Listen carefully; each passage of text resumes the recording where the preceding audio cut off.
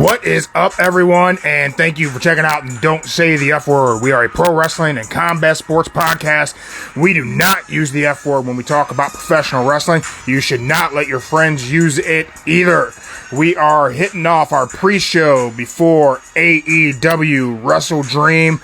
The illegal brother-in-law Joe will be joining me shortly, and then the big guy Jeremy will be here. I am just getting my workout finished. I know you can see my Furry Planet headband on. I'm working up a sweat here.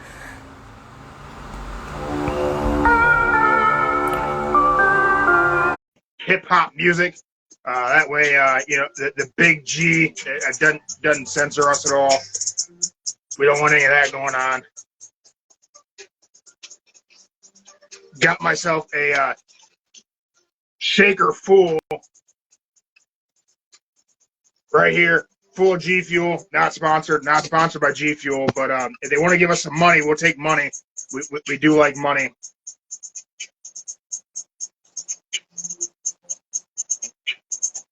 Joe is trying to join us here. We maybe having technical difficulties. Maybe again. I think Joe lives in a tunnel, is what I think happens here. Or he's using one of those AOL discs from Walmart.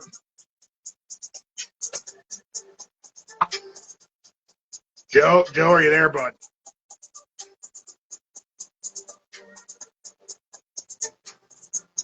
While Joe's trying to figure out getting here, I'm gonna enjoy these tunes.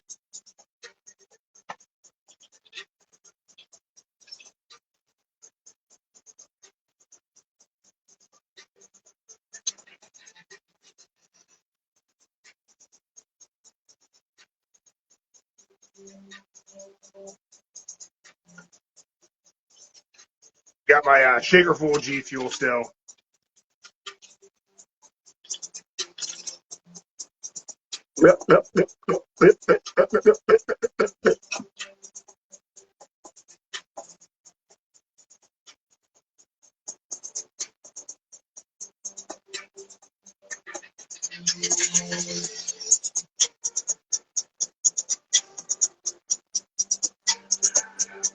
There's a lot of rumors circulating around about AEW Wrestle Dream. Great match lineup. The card's really awesome. We got a full article breaking down the card over on the Don't Say the F Word podcast Wix page. Pretty good. Got some pictures of the match cards, a couple YouTube videos there. Give you guys something to check out before that thing goes live.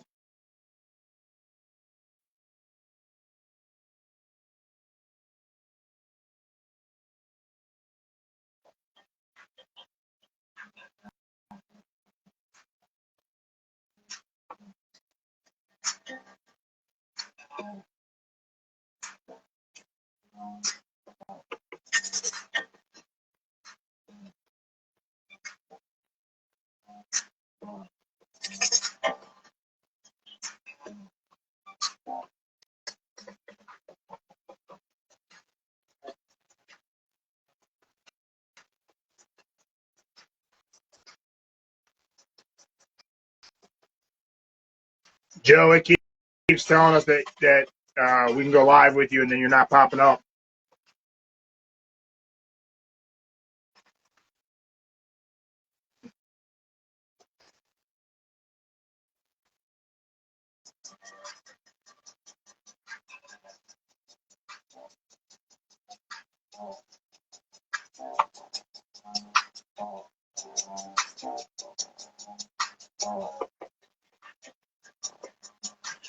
But thank you to anyone who's joined us live on Instagram.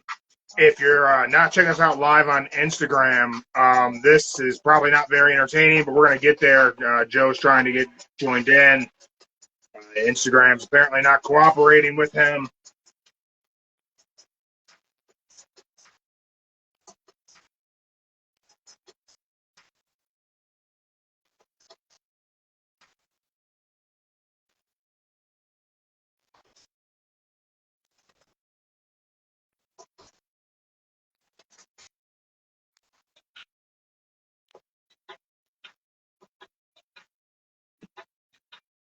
Yeah, Joe, it's saying you're on.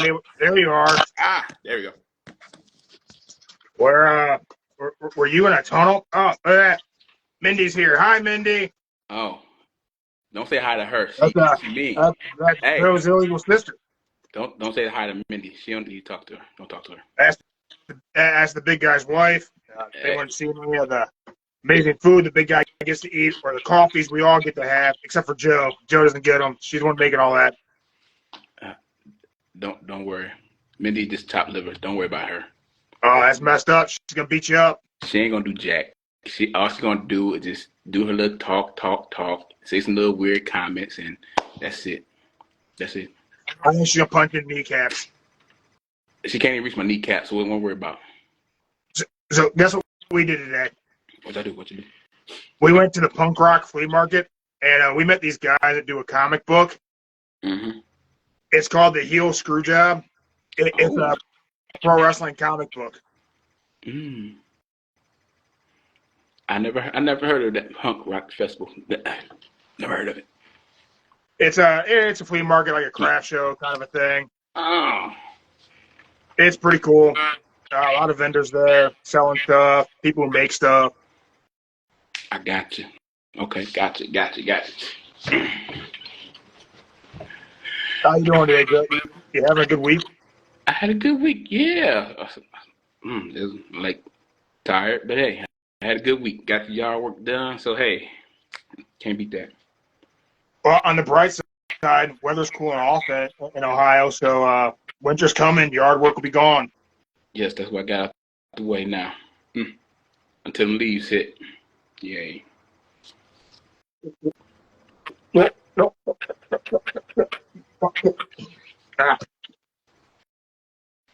You got the energized in? What? I said, it's like you look energized right now, drinking all that. I was working out. You see, I got my headbands on. Mm. Oh, Mindy's getting back to work. Oh, poor thing. What kind of work she got to do? Langing them goods on eBay. Make money. And tell her she needs to stop selling Fortnite stuff. Ain't nobody buying no Fortnite. Everybody buys Fortnite stuff, Joe. Nah. And Pokemon. Look behind you. You see that Snorlax box back there? Yeah. The big guy's never gonna put that together. Okay. He's got the attention span of a gnat. Okay. Well, we gotta give him some motivation to put together. It's kind of amazing. He's able to get things together for the podcast and like write the articles and stuff. Because he lacks focus sometimes. It's okay. Is it like a It happens to everyone. It gets it gets scattered and he does 15 things and gets 2 done, and that's fine. Happens to a lot of people. Okay. Is it like over 1,000 pieces he got to put together, or?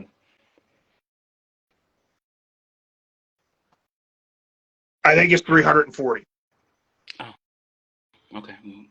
I can see why. I know it doesn't really sound like a lot, does it? It doesn't sound like a lot. Yeah, it doesn't really sound like too many.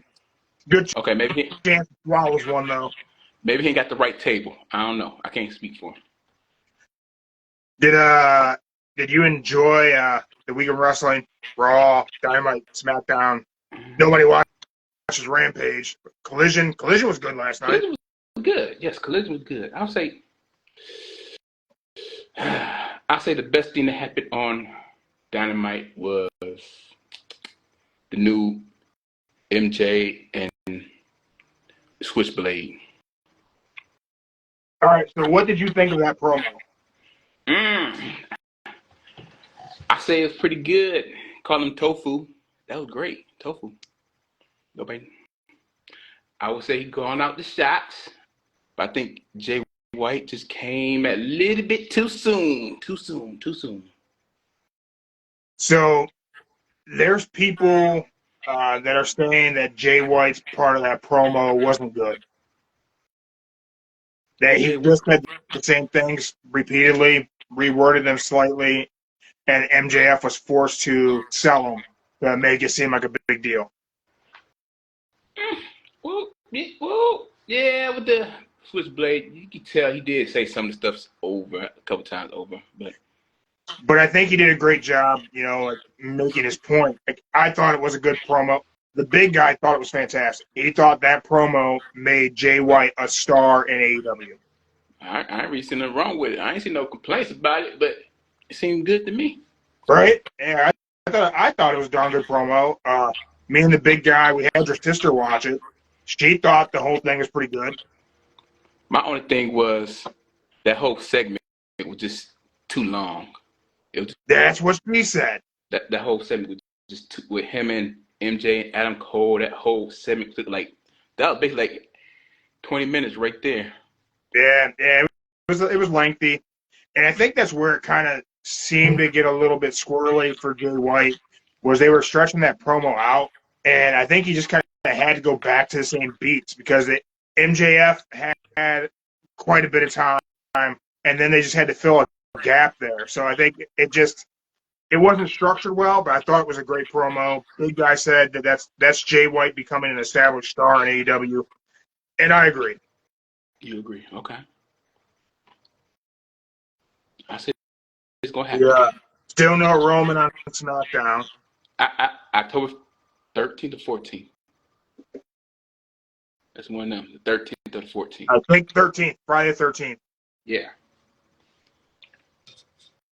It's one of them. He's gonna be there. Well, Joe, I'm going to go operate the soundboard. I'm going to get the big guy in here because he wants to talk to you about Wrestle Dream. Oh, boy. Here we go. I'm ready for it. And just so you know, he's been real gigged up about the fact that Josh Barnett's on there.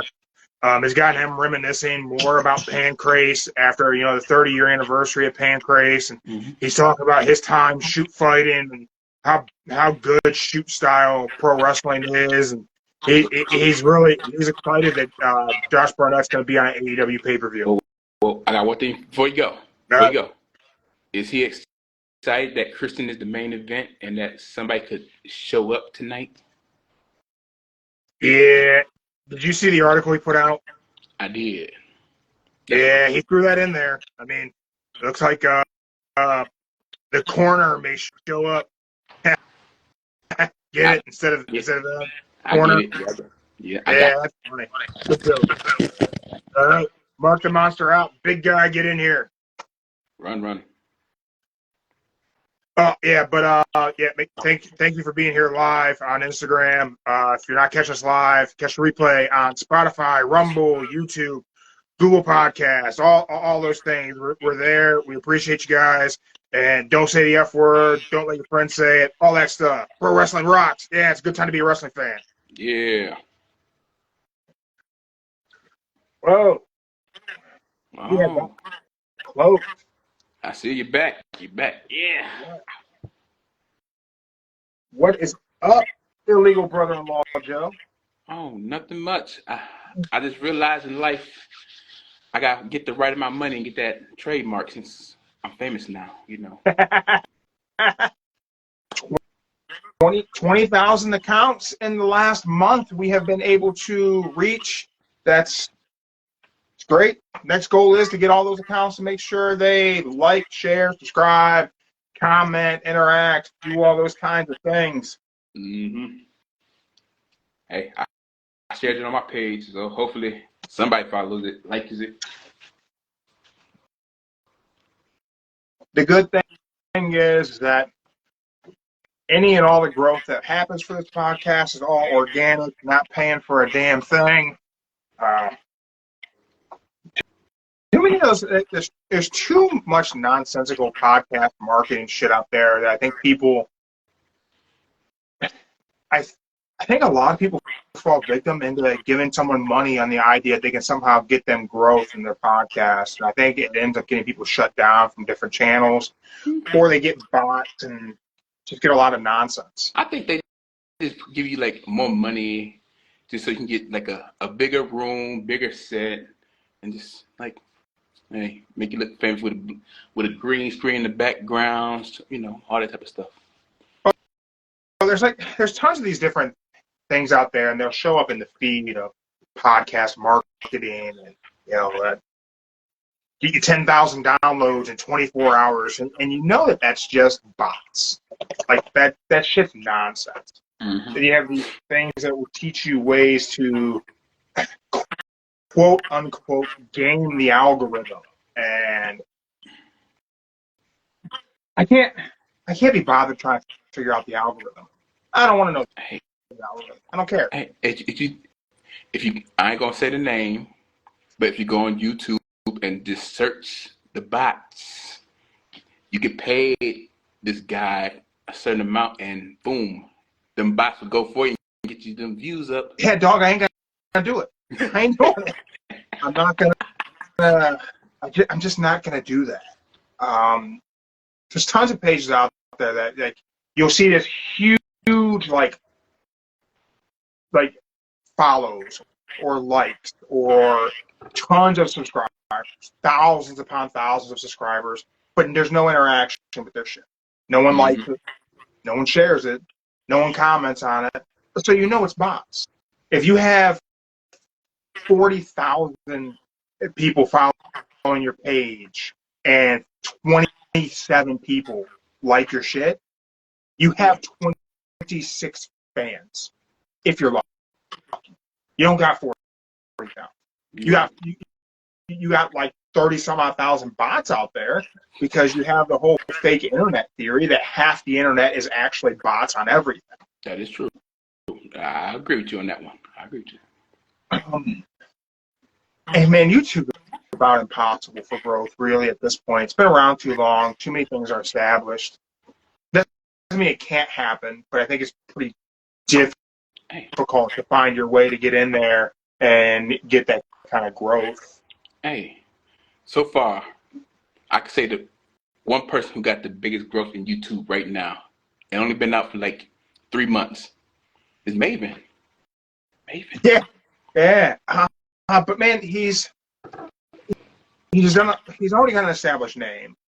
He's clearly got someone working with him making the very specific thumbnails. Like there's an art to making a thumbnail, and like what you really need is like something where somebody looks shocked and they're holding a thing. So like if we were both make this face, and I captured that and I threw that up with a couple words and like I could try and gain some clicks there. I'm probably not going to do that. To be honest, you should just do it one time and see what happens. One time. You know what I'll do is because like whenever you upload, sometimes it'll like pull things and it'll like pull like a suggested thumbnail. I'll see if it pulls that. I'll use it. I'm not going to hunt it down and grab it though. Okay. So whenever I put this up on Rumble or I put this up on YouTube, if it grabs that, I will use it. I'm not going to go trying to get through the intro and everything and trying to figure out where we just did that because I didn't timestamp it, so I have no idea. Yeah, I don't want you to waste your time. Just if it pulls it, then use it. That's all they're saying. If it pulls it. But the things people do with the bots, that shit's kind of nonsensical. I was before we came on, I was watching some stuff on YouTube and then talking to my wife, your sister, about like they cut in like whatever this was we were watching. They cut in. They did an ad for one of the many companies that YouTube channels and podcasts will do an ad for, but it totally didn't fit. Like, it was an ad for the sake of being an ad for the person's affiliate thing, and it didn't fit. Like it definitely felt added in. And I'm saying this with the Prime bottle behind me, and it really makes this seem suspicious. And we're not sponsored by Prime. They just put the ads in there because if you watch it for that whole 5 seconds, they still get paid. Yeah, and they do the affiliate links. I get it. I get the hustle. I do. I just don't know that I'm interested in it. Unless it's a company that I like truly believe in and I want to be attached to. I've done a few ad reads for like Brian's Bargains for his playing cards. A lot of that was a learning experience for me to figure out doing that in the early days, like last year doing the podcast. I've done some ad reads for alt wrestling tees, but that's because those are cool people running a cool business, providing a cool thing to their customers. They didn't pay me. No affiliate link, no kickback, nothing. I bought from them. So, like, I gave them my money for their products, so I know what they do. But I don't know, man. It just seems so weird to me. You see a lot of these like podcasts out there. You see a lot of these YouTube channels out there doing ads for things that don't fit what they are. They do. That is true. And it's just you get an affiliate link, so you're out there. And something that is yours. You're trying to sell something of someone else's, and I just don't know. I don't know what that means. I just know one thing. I'm watching YouTube, and this jacket popped up saying it'd be warm all year long and everything. I'm like, okay, cool. Keep the temperature and everything. So I just clicked on the link because they said, like, you get 40% off if you click on the link. So I went on it. I want to see how much 40% would be. 4%? Really? It wasn't 40% off. I'll tell you that. But, I ain't gonna say the price of that, what the jacket originally was, but that 40% really didn't help out that much. So I just said bye. You want to know how you stay warm through the winter? You buy yourself a Milwaukee heated hoodie. That too. Battery pack, plug it in, turn it on, you're warm. Mm-hmm. It's my go-to.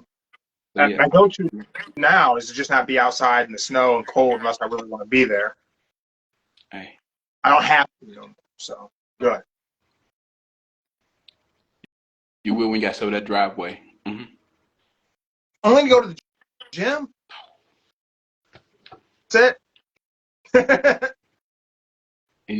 he's going to too bad. I'll use the basement gym. Oh my goodness. Okay. Mark's got all his workout equipment right here at the studio too.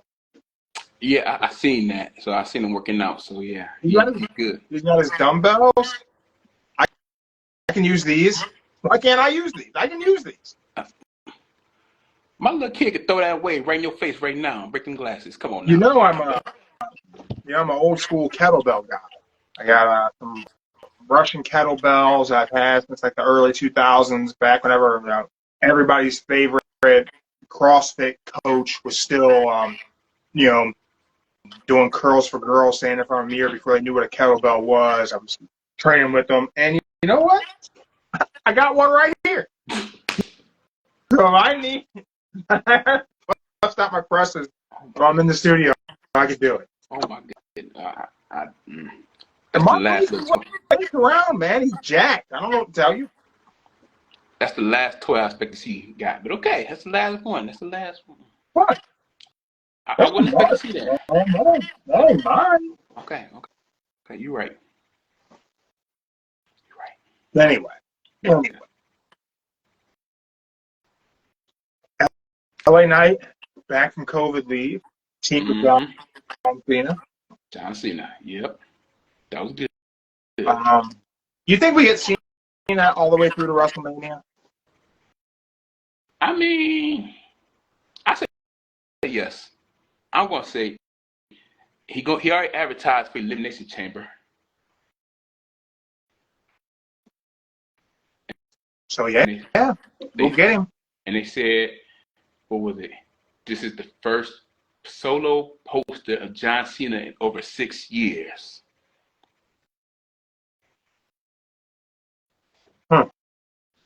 Yeah. That's kind of crazy. I know. His first solo poster in 6 years. That's nuts.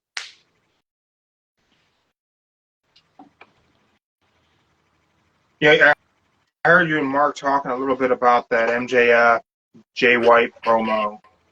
Yeah. Man, MJF did some callbacks to some pretty historic promos and his piece of that. Hey, he did his history, and he knows food, tofu. He knows everything. I didn't get the tofu thing. I got the analogy of it being bland and it's got to have things around it. Is Jay White vegan or something? I didn't know this. Oh no, He said basically what he's trying to say is MJF is like the better food ingredients, and Jay White is tofu, which means like ain't shit, like you nasty. You know, I got it because everybody hates. So there's some people who like tofu, and most people hate tofu. So that's why he said call him tofu. I don't know when the plan is to take the belt off of MJF, but I am completely okay if Jay White is the guy to do it. Oh, I don't know. He got attacked Saturday, so I don't know. I mean, not Saturday, Dynamite. Yeah. I think not he can't do it yet. It needs time to cook.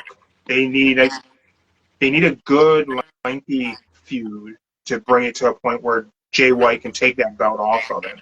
But Jay White's doing something that's very important to me right now in AEW.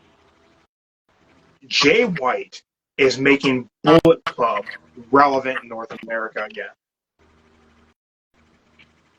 Bullet Club Gold, holy shit.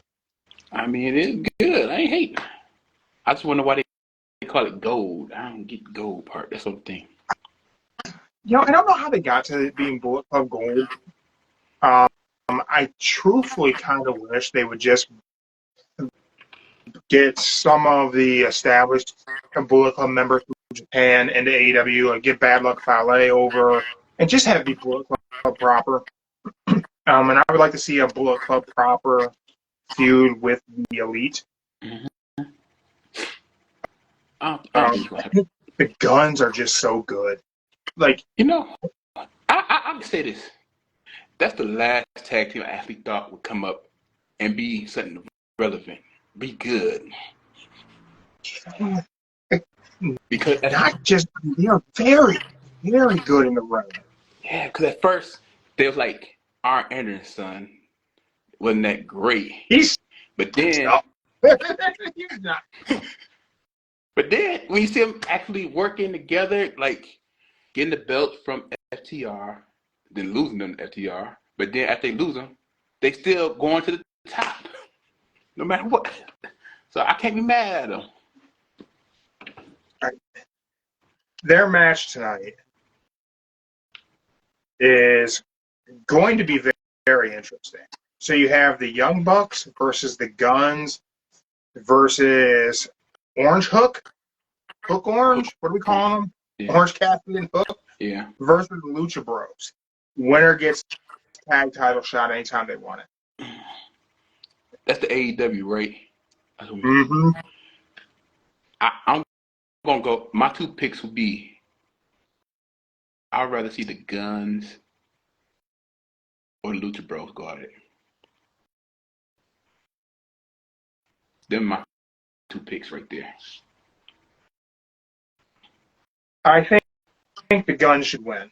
I don't think you can have the Lucha Bros win because you already have Rey Fénix as the international champion. That was technically accident. I know, but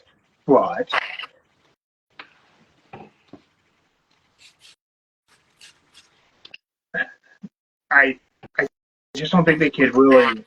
I don't think they could have them win that because I don't know what the strategy is to pull the belt off of Phoenix. I imagine they'll get it back to Mox, but speaking of Mox, I think the plan was to have Mox face Josh Barnett tonight, and instead they plugged in Claudio. But we'll get to that stuff. Mm-hmm. You head over to Don't Feel the F Word Pod, Wix.com. We have the article I put up there for tonight's event. And one of the things that I pointed out is I think the Guns should win this matchup. They should. And one of the biggest things that I like about the Guns is I think they have the best entrance in wrestling right now.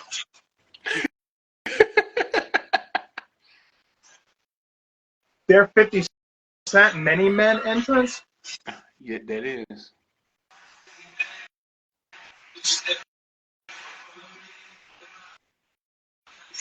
I mean, you can't beat that. Really, you can't beat that.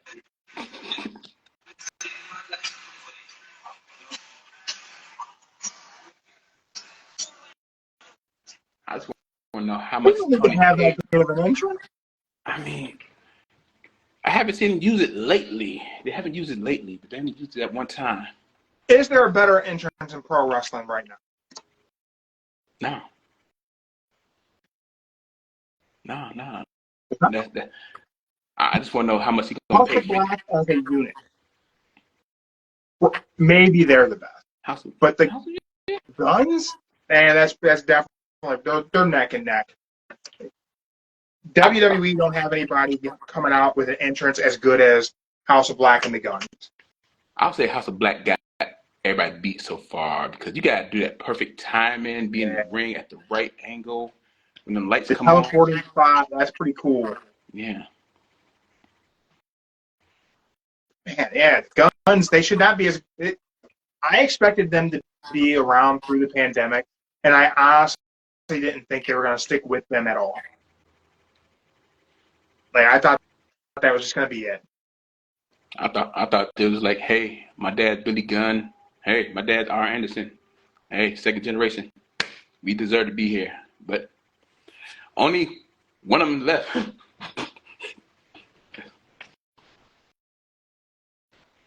Let's dig in a little bit more into this card coming up because we are about 45 minutes away from, or 0 hour already started. I thought it was 8 o'clock. Let's see. Yeah. I can tell you. But I need to die there. Yeah. Yeah, it ain't on yet. So we got time. So we still got time. We got time. They're doing live reaction streaming. Oh, let's see. What culture is doing live reaction? Hold up. Oh no, we got it. 0 hour has started. Oh shit. We got the mixed tag matches going. Oh shit. We are terrible at this. This is why we don't do watch along, if anybody's wondering. Don't worry. We still got time for the main. The main matches ain't started yet, so we good. We got perfect timing. Right. But we're also not in the main card, so that's good. Yeah, let's talk main card. Main card. Main card, we got Ricky Starks, Wheeler Yuta. Ooh. That's going to be a good one right there. It's going to have to be Ricky Starks, right? Ricky Starks going to have to win this. I would say I want to win, but it'll just make him look. How can I put this? It'd be good if he won, but then that'll make it look like Wheeler is just like he's soft, like he just want him to win. Big Bill interference, Ricky Starks gets the W. Yeah. That's the only way. We already talked about that four-way for the number one contender anytime, title shot for tag belts. We both think the Guns are pulling that one off. Mm-hmm. This will be for you. We got Julia Hart versus Chris Statlander. Who you got in that? Chris. We'll go Chris. I would think they would do Julia Hart just because of the House of Black connection. Just start bringing titles back to the House of Black. Yeah, but she good, but I don't think she's going to get that quick yet. Just not yet. Eddie Kingston versus Shibata. I think Shabbat got this one. I think Eddie wins it just because I think they're doing a really good thing with Eddie holding two belts. Yeah, that's the thing. Shibata on a Wrestle Dream card, paying tribute to Inoki. I think that's great. Big, throwback to shoot style in Japanese pro wrestling.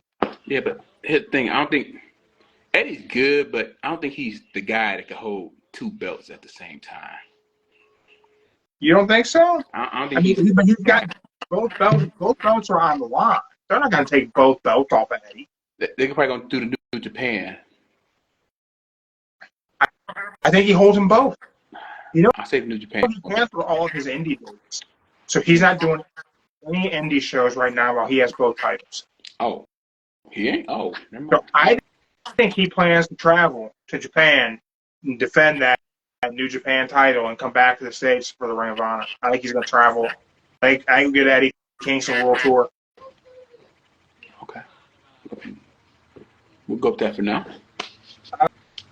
We didn't have the Righteous versus MJF. All right, here's my thing. If MJF wins through a handicap match, that's a miracle. But I'm going to say Bullet Club Gold going to interfere. Juice Robinson going to interfere since the Gun's in the match tonight. Juice Robinson. I struggled with this match, putting the article together. It makes sense that the Righteous should win because it's MJF alone, right? Mm-hmm. But which one of these guys gets to pin MJF? Like, at this point, MJF shouldn't take a loss to a Ring of Honor talent, really. Like, I know that sounds kind of shitty, but he's the AEW World Champion. Who in Ring of Honor should get to pin him? I don't know. Right? And then I'm like, oh, maybe he pulls another partner out. Nah. I don't think he's going to do that because he says Right. he wanted it to be just him and Cole. So I don't think he's going to do it solo. But I think Juice is going to interfere and help them win the belts. Someone interfering would make it make sense. So I'll let you have that one. I'll go with I will just give you full agreement on my part. I think that's a good route to go. We then have Chris Jericho, Omega, and Ibushi versus Sammy, Ospreay, and Tashida. Oh, 0 hour. We have moved into the Josh Barnett match. Oh. I'm going to say, just for the heck of it, we'll say Don Callis' team cheats and wins.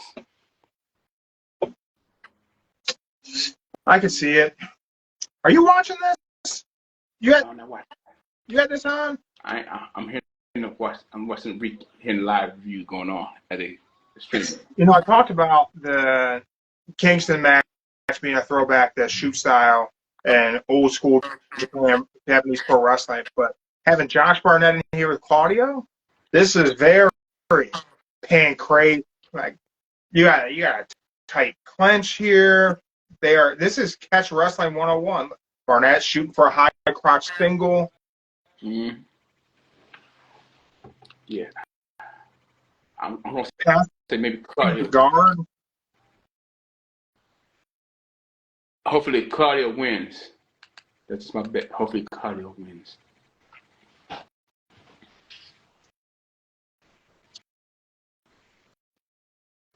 Claudio rolling through for the armbar.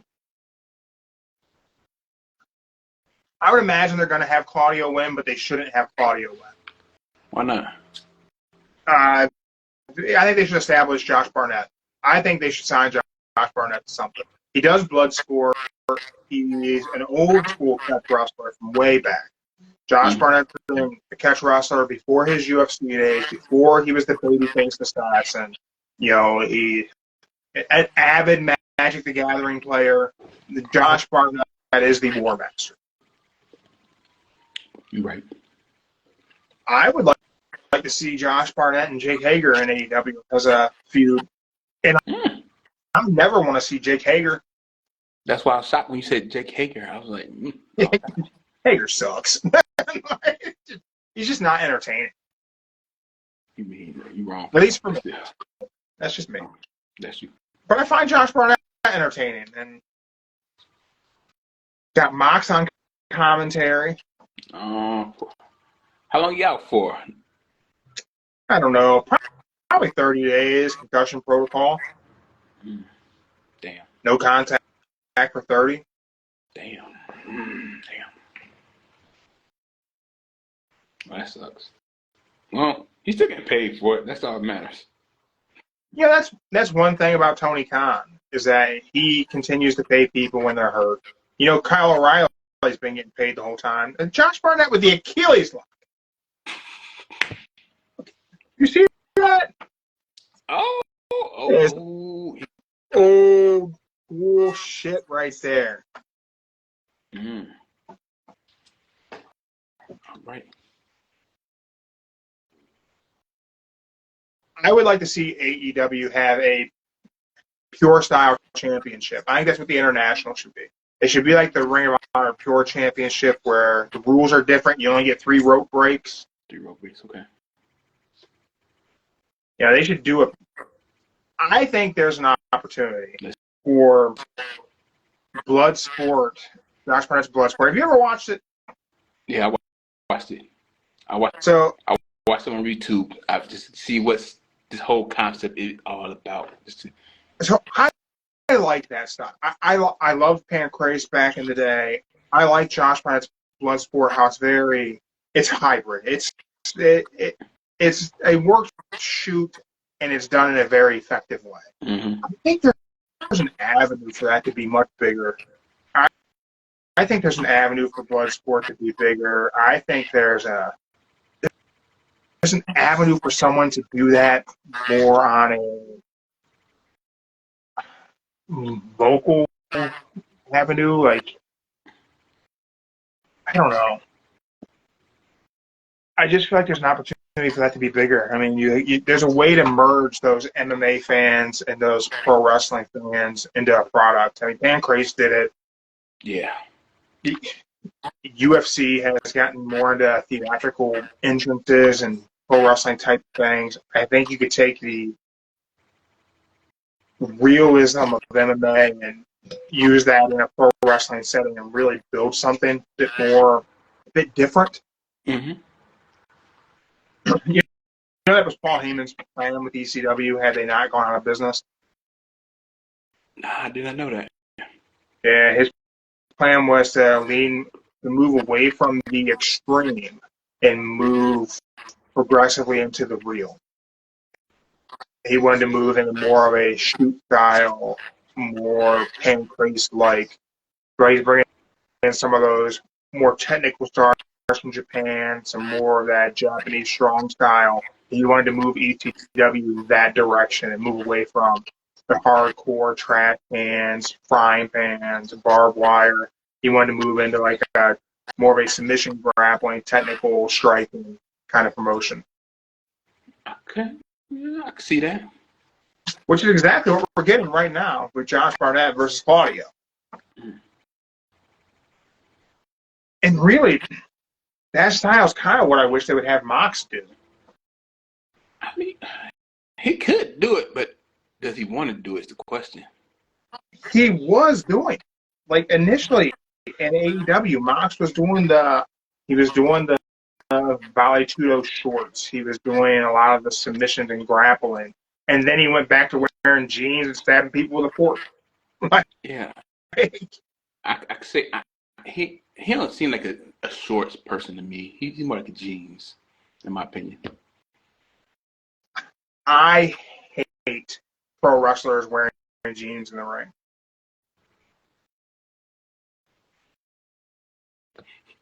I just hate it. I do. I don't know how else to say. Okay. I think there's a time and place. Street fight, okay, that makes sense for the story you're telling. A bunkhouse brawl. Go ahead and put on your jeans, your cowboy boots, and your belt buckle. Yeah. Any other time, I think it should be tights or like an MMA style shorts. Okay. That's the sport. You never watch another sport and somebody shows up in their street clothes. Yeah, you're right. Right? Right. If I was watching GCW AEW and their guys were showing up in their street clothes, I get it. That's a bit different. AEW, WWE. I even kind of take issue with John Cena's jorts. What's wrong with that? He gets a pass because he's Cena. But if somebody else was doing it today, I wouldn't be happy about it. John Cena had for some reason. That was his character with the Dr. W9. He came out with jean shorts. So hey. Again, I'm okay whenever Cena does it. I just don't want anybody else showing up in jorts. Like, could you imagine if you were watching the UFC and one dude just comes out in some sweatpants? You would go, what the hell is this? I would. Right? First, I wondered, like, how you going to do any moves with the... He'll have to probably cut the pants length of the sweatpants so they won't touch his feet. Then gotta do gotta have him strapped up real tight to his waist so they don't fall down. So yeah. So in pro wrestling, whenever a guy comes out wearing jeans, I immediately go, how the hell am I supposed to, where am I supposed to connect the dots of sports with this? I got you. Oh, Josh Barnett's cutting a promo. Oh, promo time. There we go.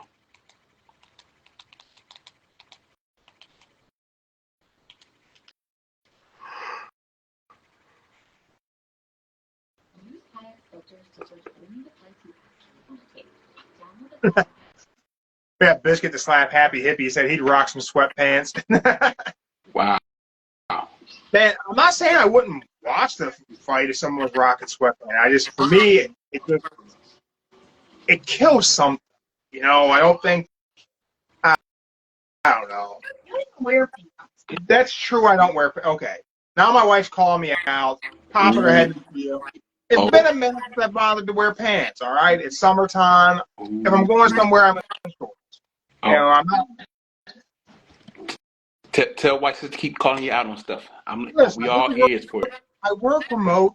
When I'm doing my real job, it's remote. When I'm in the studio, I'm the boss. It's my show. I don't got to put pants on for this. It's not like I'm naked. I'm clothed, but hey, I'm not throwing some jeans on, man. I'm not about to bust out the Dockers. I don't got to do that shit no more. You're right. And as long as we see the top, that's all that matters. I don't care what's below, man. Yep, and Biscuit says there he wears athletic pants when he fights, so he's borderline there. And even when I'm in the gym, it's always shorts. Back whenever I was fighting, I mean, occasionally at grappling it would be gi pants. Yeah. But only when I was doing something that coach said, we got to wear the gi pants. Whenever we were freestyle sparring, it was usually board shorts or just compression shorts. But I don't know, something about a pro wrestler coming out wearing jeans. It just, I don't want to say it rubs me the wrong way, because I bet it's rubbing them the wrong way. There's no way you're not getting some chafing out there hitting the ropes wearing some damn jeans. I'm just saying, I seen one interview where Dolph said he likes wearing jeans because it makes him feel comfortable than wearing shorts. This kid does slap fighting, so he says, it's not a lot of movement like in UFC or wrestling. Slap fighting that's a crazy sport. Mm-hmm. And Biscuit, if you want to hop in here, you're more than welcome to, man. Because I think you could market the slap fighting pants. Engineer a pocket to hold your chalk, powder your hand up. I think there's something for you to get into work there and get a patent on. But man, Joe, have you watched Power Slap or Slap Fighting League? Have you watched that at all? I tried to get into that slap. It just like you see somebody like. I'm just, I thought it was cool. I thought it was like one of the little reels they just made at the time when it first started coming out. Like it was just a joke. But then you find out it's actually a real thing, and people going around just slapping each other. Man, it's intense. I Last year I interviewed Jeremy Pitbull Smith at BKFC. Me and him talked about it, and then he was like, he's done boxing, he's done MMA, he's done all kinds of stuff, and he was like, man, he could never do it. The mental thing of standing there, and if you're not first, you're waiting to take that shot first. To me, like that would mess me up. I don't think I could do it. And I had the Iron Giant, Dwayne, from Power Slap. I interviewed him. Me and him were talking. He's talking about his training, and basically said he doesn't use chalk. Ooh. Yeah, I mean, I couldn't do it. It's like knowing that I could slap somebody real hard. Then next thing you know, you got a bigger hand than mine, and like, boom. And Biscuit, man, what's it like whenever you're not first? Mentally, whenever you're waiting there, knowing that guy gets to slap you first. What's that like, man? Hopefully he will drop that in the comments. But to me, that would just be, I don't know. I couldn't do it. I mean, even they said they pay me like $50,000 for a slap. I'll probably say a slap, yeah. That slap, I'll probably get knocked down. But hey, I'll tell you right now, $50,000. I'm getting. I'll take that slap. I'll take a slap. I'll take the slap, $50,000. Just to be knocked out, probably be in a coma or something like for 10 minutes. But hey, I got paid for it. And I did MMA for a long time, and all it did was cost me money. And so if you're offering me $50,000, I'll be there. But I certainly know that ain't nobody gonna offer me $50,000 to get slapped. Yeah. So yeah, This just says that it gives him an idea of what he's up against whenever he's got to eat that first one, and it fuels the fire for the return. I mean, I definitely get that. I definitely see that whenever I'm watching it, and it's the guy who gets slapped first. He's definitely got something on his mind for that return.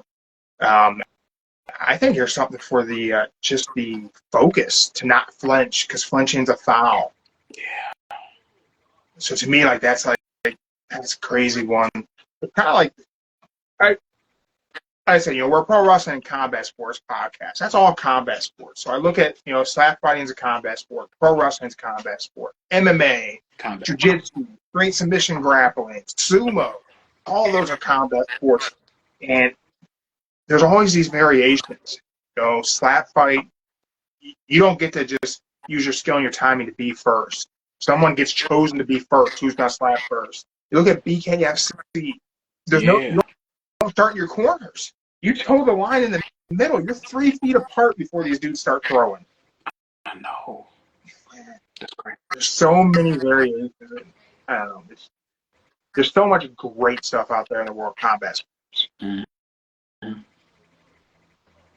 And there's something for everybody. Just like pro wrestling. Something for everybody.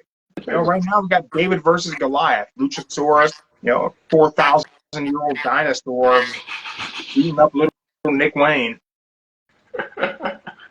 Luchasaurus alone. Luchasaurus did nothing to you. I like Luchasaurus. I like heel Luchasaurus. I like babyface Luchasaurus. I like dinosaurs, man. I am a grown-ass 8-year-old. Yes, I know. But it's funny. But I ain't mad. Biscuit said he originally wanted to do boxing or MMA, but then he tried slapping. He tried slap fighting, and he was like, I'm going to stick with that. Man, I like that. I like that there's different avenues. There's different ways you can go in the world of combat sports now, where there's money to be made, doing different things, and it gives people some different longevity in careers too.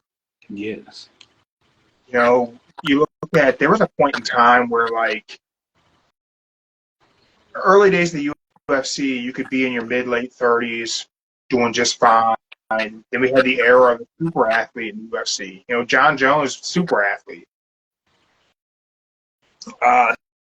He grew up watching WWF. And Mankind was his dude. Foley is God. Foley's guy. That's everybody. I look at BKFC and the lifespan it's given some guys who the time in the UFC has passed them. They're done with MMA. Going to BKFC where it's a bit different. It's not the grappling. It's not the slams. It's not the takedowns. It's just your hands. You know, look at our guy, Lorenzo Hunt. He's R8. Yeah. He's the face of BKFC. He's 40. He's still going strong. Randy Couture, the last guy in his 40s to really be effective in the UFC, and that was more than 10 years ago. MMA, I think, is a young man's game. I think especially with USADA. With USADA in the mix, the UFC is a young man's game. You take USADA out of there, we get TRTV Tour, and it's a whole different game. You're right. You absolutely right. Oh. But I think Lorenzo, he's going to go on to 50. I say he'll stop at 50. I say stop. I would like to see Lorenzo Hunt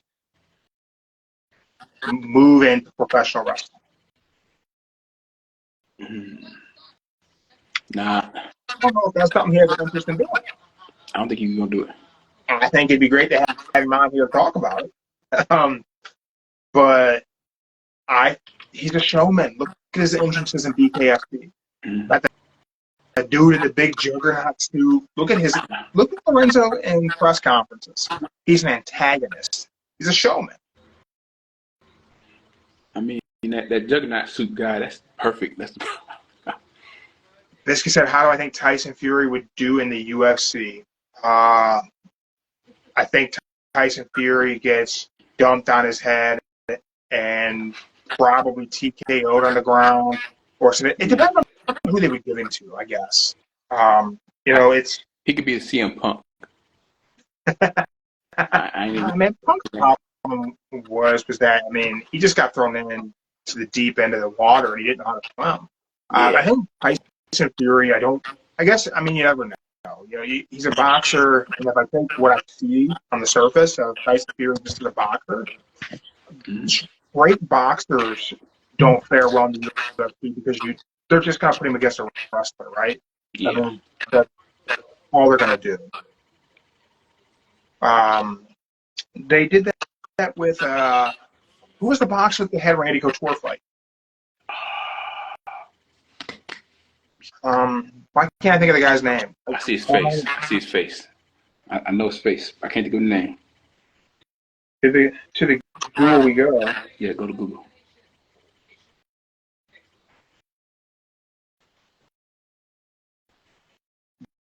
James Toney. There you go. So you look at what they did there. They wanted to make an example out of James Toney. So they gave him Randy Couture. Mm-hmm. What did Randy do? Dumped him on his head, punched him in the face. You put someone who's strictly a boxer against even a mid-level wrestler. The wrestler's going to shoot that double or shoot that high crotch single, dump the boxer on his grape, take him out, punch him in the head. No. I say this. If Lorenzo did go to wrestle, I think his first victim should be Bad Bunny. Bad Bunny. Yeah. Basically said he goes the other way too. When McGregor went into boxing, he wasn't a fan of that. You know what, though? It definitely does, because you take some of the best people in the UFC, your best MMA fighters, they're not great strikers. Because if they take the time out to study boxing and learn to be a boxer, because the sports are very, very different. Mm-hmm. I felt like McGregor did very well against Mayweather, better than anyone thought he would. You did? I think. And I'm definitely not a McGregor guy, but I think Floyd Mayweather is the blueprint of what a boxer is supposed to be because, and I don't mean this as an insult, boxing's not fighting, boxing's boxing. Mm-hmm. And I think McGregor did very well against the blueprint of what a great boxer should be in Floyd Mayweather. He landed, he avoided, went longer than he probably should have been able to go. And people say, well, Mayweather held back and he didn't go after him, didn't go into the kill. Well, I mean, that's not Mayweather then, right? Yeah. Uh-huh. Oh, hold on one second. I'm the old man. Just text me. Gotta answer the question real fast.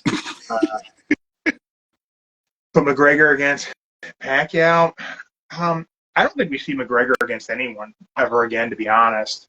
I'd be surprised if Conor McGregor fights in any sport. I think that, I don't know. I don't know that there's a reason for Conor McGregor to fight. You know, a lot of people's motivator to get into a combat sport is an avenue out of the situation. Whenever you're $100 millionaire on a yacht, how do you get motivated to fight? How do you get motivated to do much anything but live the life you want to live? And I think that a lot of McGregor's weaknesses have been exposed. I don't know if mentally he comes back well from the leg break. Yeah. I think it'd be interesting for McGregor to fight Pacquiao, but I think now it would be a shame because I think McGregor would fare better against Pacquiao than he would have 5 years ago. Father Time gets everyone, and I don't know how that would fare Pacquiao against McGregor, especially with McGregor's time off and outside of the USADA pool. Hey, I can say this: McGregor, that pure what he got, that's good. You should try it. The drink he got, that's good. I'm not trying to sponsor anybody to get it. I'm just saying it's good. You should try it. Yeah, there's always that thrill of finding someone who's a challenge. I just don't know. I don't know. I'll be surprised if McGregor fights this year. But they're saying he's probably going to in December. I think nothing away from the guy. I think he's made so much money. He's got his hand in a lot of things. He's got a lot of money coming in. I don't know. I'm sure he's contractually obligated to give them a couple more fights, but when he does those, it's entirely up to him. Tons of people get offered fights, they say no, and they just keep sitting on that contract, and they just don't do anything. He's always going to make money. He is. He's smart and marketing himself. It'll be interesting. I don't know. I certainly don't think he's going to go to BKFC. It's cool for him to show up and for Lorenzo to hand him those belts. And it did a lot for BKFC, but he's not going to go there. I'd be surprised if he boxes again unless it's a couple years down the road for a big payday. You know what could happen? I say, with the money McGregor got, he could sponsor. He could just buy BKF and make it bigger with just his name. Yeah, I think but BKFC is fine without it. I'm sure that from a promoter standpoint, he probably can't. Without the UFC being involved, I'm sure he couldn't get involved with something. That's why the Mayweather thing had to be this giant cross-promotion situation. And I'm sure Dana doesn't want BKFC to exist. I mean, you got competition there. And Endeavor, I guess, could buy them up and combine them with WWE and UFC, but I mean, I'll peel back the curtain a little bit of just kind of how dirty the fight game really is that the UFC has always been in cahoots with with the Nevada State Athletic Commission. One of the Fertitas was on the Athletic Commission's board. The Athletic Commission in Vegas was part of blocking UFC from being legal for a while, and all this legislation against them. And then all of a sudden, the Fertitta leaves the organization. The Athletic Commission, and is involved in buying the UFC, and then the UFC gets sanctioned all this. The Nevada State Athletic Commission had regulation that did not allow ungloved combat sports in the state of Nevada. Yes. They removed that and allowed power slap in the state of Nevada, which now that's ungloved combat, which opens up for BKFC to go to Nevada. Exactly where the UFC didn't want BKFC to ever be. Mm-hmm. So I think if BKFC is able to establish himself in Vegas, which I think will be hard, it'll be hard for them to get into arenas. But if they're able to establish a foothold there, I could see Endeavor having an interest from a business standpoint, which could be good or bad. I mean, do they buy them and let them continue to run? If they have been, would they not allow that? I don't think I don't think BKFC is being shopped around. I don't think they're trying to sell to anybody. So, I mean, it's just all us talking shit amongst ourselves here. But you can't beat $5 a month. the app's great. I mean, the events are fantastic. The fights are so good. So good.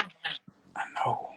I'm more excited for the random ass BKFC card than I have been for a UFC card in a long time. Mm-hmm. I'm just happy it's somebody I know being famous, making a name for themselves.